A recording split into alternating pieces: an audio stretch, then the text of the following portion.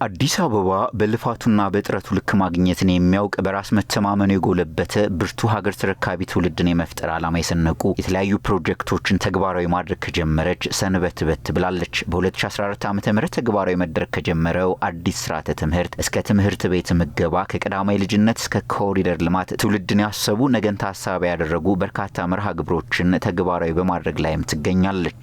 ተማሪዎቻችን ለነገ ሀገር ሊረከቡ የሚችሉ ኃላፊነት የሚሰማቸው በስነ ምግባር የተኮተኮቱና ያደጉ እንዲሆኑ ማድረግ ላይ የግብረ ገብነትና የዜግነት ትምህርት በአዲስ መልኩ ተቀናጅቶ የትምህርት ስርዓት ውስጥ እንዲገባ መደረጉ ተማሪዎች ግብረ ገባዊ ህብረ ብሔራዊ አንድነት ሀገራዊ አንድነትን በማረጋገጥ የጋራ ሀሳብ ስለ ሀገር የሚያስቡበት ከነጠላ ትርክት ወደ ወል እውነት እና የወል ትርክት ውስጥ የሚያሰባስብ ሂደት ውስጥ እንዲገቡ ስርዓተ ትምህርቱ ኮንትሪቢዩት ያደርጋል ማለት ነው። ከዚህ ጎን ለጎን ትምህርት ለትውልድ በሚለው በጠቅላይ ሚኒስትራችን ጥሪ በከተማ አስተዳደር ብቻ ከ10.3 ቢሊዮን ብር በላይ አቅም መሰብሰብና የትምህርት ቤቶችን ደረጃ ማሻሻል ያሉብን ጥረቶች የፈታንበት ይሄ ከለውጥ በኋላ በነበሩ በፍኖተ ካርታ ጥናት ላይ የመጣ መሰረት ነው። በእውቀትና በስነ ምግባር የታነጸ ትውልድን ለመገንባት በሚደረግ ጥረት ውስጥ የሚስተዋሉ ችግሮችን ለማስተካከል የነበሩ ውጤቶችንም ለማስቀጠል ከሁሉም ትምህርት ቤቶች መምህራንና የትምህርት አመራሮች ጋር ውይይት ተካሂዷል።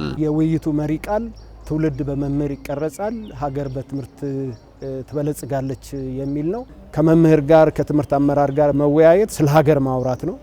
የሀገር ትልቁን ኃላፊነትና ድርሻ ወስዶ ሀገርን በማስቀጠል ትውልዶችን በማዘጋጀት ሂደት ውስጥ ማይተካ ሚና የሚጫወተው የሴክተር ስለሆነ ከመምህር ጋር የምታደርገው ውይይት ለትውልድ ብሎ የሚያነሳው ለግል ፍላጎቱ ሳይሆን ለሀገር ብሎ የሚያነሳቸው ጥያቄዎች ስለሆኑ በጣም ፍሩትፉል ናቸው፣ ውጤታማና ስኬታማ ናቸው። የሀገር የነገ ዕጣ ፈንታ የሚወሰነው ትውልድ ላይ በሚሰሩ ስራዎች ነው ያሉት ዶክተር ዘላለም ከመምህራንና የትምህርት አመራሩ ጋር የሚደረጉ መሰል ውይይቶች ለትውልድ ግንባታና የተማሪዎችን ውጤት ለማሻሻል ከፍ ያለ ትርጉም እንዳላቸውም ተናግረዋል። በዚህ ትምህርት ዘመን የነበሩን አፈጻጸሞች በትምህርት ውጤት፣ በተማሪ ስነ ምግባር፣ በትምህርት ቤት ውስጣዊ ብቃትና ፍትሃዊነት በማረጋገጥ ሂደት ውስጥ የነበሩን መልካም ተሞክሮችና ጥንካሬዎች ምንድናቸው?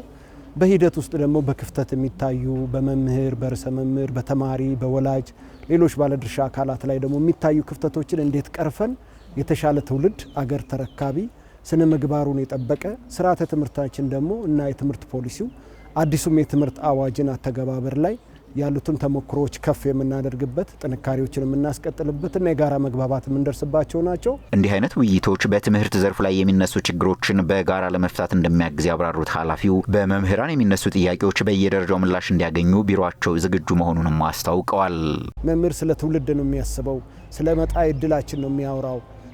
ትውልድን በማዘጋጀት ሂደት ውስጥ በሚኖረው አጠቃላይ ቅድመ ዝግጅት ውስጥ መሆን የሚገባውና የሚጠበቀውን ነገር ፎርዋርድ ያደርጋል። እሱም አቅም በፈቀደ ቢሮ ከተማ አስተዳደሩም ዝግጁ ነው ማለት ነው። ይሄን ለመመለስ ወቅቱም የተመረጠበት አግባብ ለሚቀጥሉ ትምህርት ዘመን ቅድመ ዝግጅት ማድረግ እንድንችል የእቅድ አካል ማድረግ እንድንችል ትልቅ አቅም ስለሚፈጥርልን ይሄንን እንደየድርሻውና እንደየጥያቄዎቹና እንደ ፍላጎቱ መጠን የእቅድ አካል አድርገን የምንመልስ መሆኑን በዚሁ አጋጣሚ ለመግለጽ ወዳለሁ።